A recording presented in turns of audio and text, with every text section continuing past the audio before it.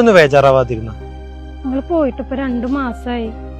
ജോലി അച്ഛനൊന്നും ആയിട്ടില്ല. 2 അല്ല 4 കൊല്ലം കഴിഞ്ഞിട്ടാണെങ്കിലും ശരി, സ്ഥലം മേടിച്ചിട്ട് ഞാൻ നാട്ടിൽ വരുള്ളൂ. വാടക കൊടുക്കാത്തതിന് വീടിന്റെ ഓണർ വന്നിട്ട് ഭയങ്കര പ്രശ്നം ഉണ്ടാക്കി. റൂമിന്റെ റെന്റ് കൊടുക്കാത്തോണ്ട് റൂമിൽ നിന്നെ പുറത്താക്കി. ഇപ്പൊ ഒരു പാർക്കിലാ കടത്തുറക്കൊക്കെ.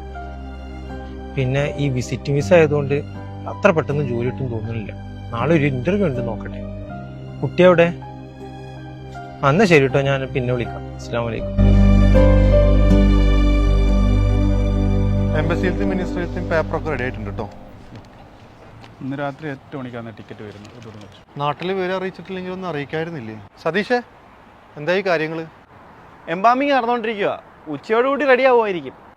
ഓക്കെ. ഇക്ക ഇവിടെ ഒരു ബോഡി വന്നിട്ടുണ്ട്. മലയാളിയാണോ ബംഗാളിയാണോ എന്ന് അറിയത്തില്ല. ഇതുവരെയ്ക്ക് ആരും അന്വേഷിച്ച് വന്നതുമില്ല. അപ്പോൾ പോക്കറ്റിൽ പേഴ്സോ അല്ലെങ്കിൽ ID കാർഡോ നാട്ടിലെ ഡീറ്റെയിൽ ഒന്നുമില്ല? ഡീറ്റെയിൽസ് ഒന്നുമില്ല. സിറ്റി പാർക്കിലെ ബെഞ്ചിൽ മരിച്ചു കിടക്കുമായിരുന്നു. ആകെ ഒരു ഫോട്ടോ മാത്രമുണ്ട്. ന്യൂസ് കൊടുത്താലോ? നമുക്കൊരു കാര്യം ചെയ്യാം, സിറ്റി പാർക്കിൻ്റെ ആ പരിസരത്തൊക്കെ ഒന്ന് അന്വേഷിച്ച് നോക്കാം. എന്നിട്ട് ഡീറ്റെയിൽ ഒന്നും കിട്ടിയില്ലെങ്കിൽ നമുക്ക് ചാനലിൽ കൊടുക്കാം. ഇനിയിപ്പോൾ എന്താ ചെയ്യുക? നമുക്കൊരു കാര്യം ചെയ്യാം, ആ റെസ്റ്റോറൻറ്റിൽ ഒന്ന് ചോദിച്ചു നോക്കാം.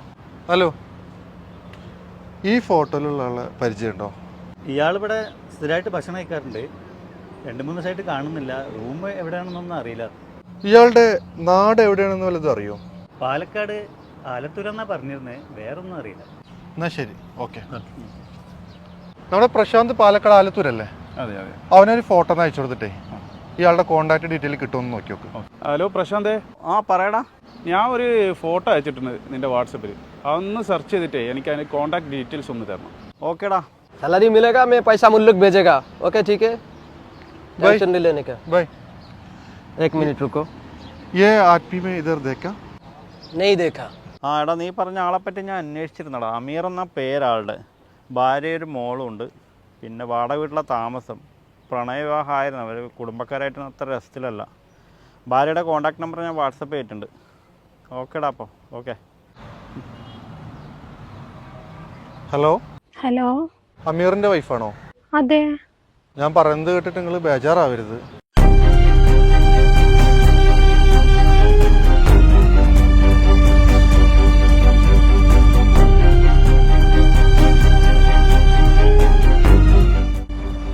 അഡ്രസ് ഒന്നും അറിയാതെ മറ്റുള്ളവർ വഴി മുഖാന്തരമാണ് ഇപ്പോൾ ഈ കോൺടാക്ട് നമ്പർ കിട്ടിയത്.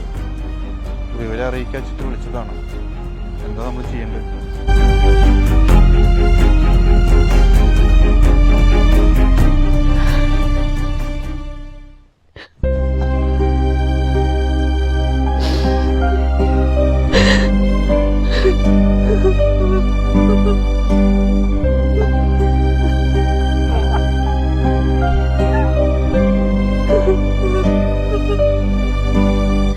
എനിക്ക് കടം തരാനോ എന്നെ സഹായിക്കാനൊന്നും ആരുമില്ല.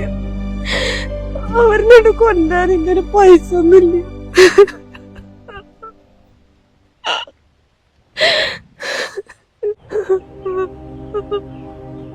കടം വന്നിട്ട് ഇടങ്ങറായപ്പോ വിസിറ്റിംഗ് വിസയില് പോയതാണ്.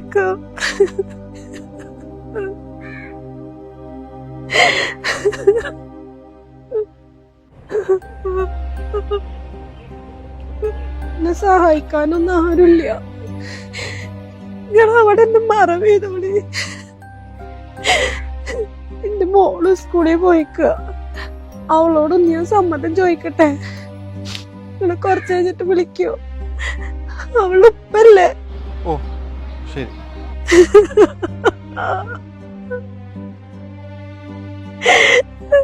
എന്ത് പറഞ്ഞവര്? ഇവിടെ തന്നെ മറവ് ചെയ്യാനാ പറയണത്. നാട്ടിലാകെ കടം കയറി വിസിറ്റ് വിസയിൽ വന്നതാ. ഇനിയിപ്പോൾ എന്താ ചെയ്യുക? അവർക്കൊരു മോളുണ്ട്, സ്കൂളിൽ പോയിരിക്കുക. കുറച്ച് കഴിഞ്ഞാൽ വരും. ആ കുട്ടിയുടെ അടുത്ത് കൂടി സമ്മതം ചോദിച്ചിട്ട് ഒരു തീരുമാനം എടുക്കാമെന്ന് പറഞ്ഞിട്ടുണ്ട്. കുറച്ച് കഴിഞ്ഞിട്ട് വിളിക്കാൻ പറഞ്ഞു.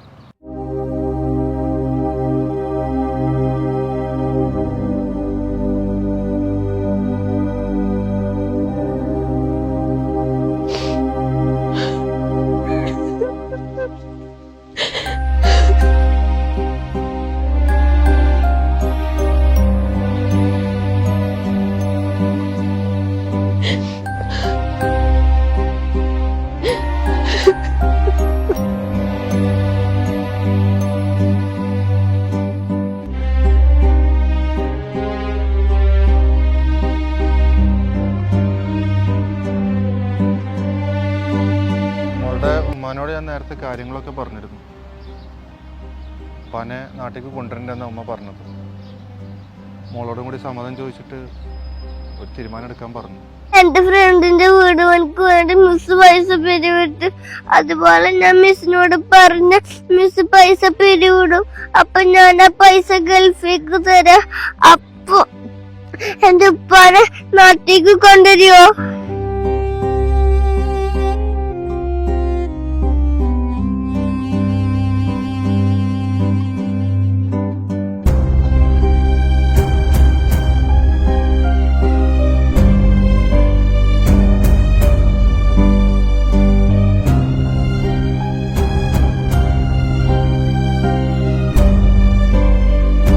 എന്ത് ചെയ്താലും വേണ്ടില്ല, ഈ മയ്യത്തിനെ നമുക്ക് നാട്ടിലെത്തിക്കാം. ഇത് അമീറിന്റെ മാത്രം കഥയല്ല. ഈ കഥയിലെ അമീറിനെ പോലെ എത്രയെത്ര പ്രവാസികൾ, ഗൾഫ് നാടുകളിൽ മരണപ്പെടുന്ന പല പ്രവാസികളുടെയും മൃതദേഹങ്ങൾ നിയമക്കുരുക്കുകളെയും സാമ്പത്തിക ബുദ്ധിമുട്ടുകളെയും തരണം ചെയ്ത് നാട്ടിലേക്ക് എത്തിക്കുന്ന മഹത്തരമായ സേവനം ചെയ്യുന്ന എല്ലാ സാമൂഹിക പ്രവർത്തകർക്കും ഞങ്ങൾ ഈ വീഡിയോ സമർപ്പിക്കുന്നു. A tribute from team Kombans.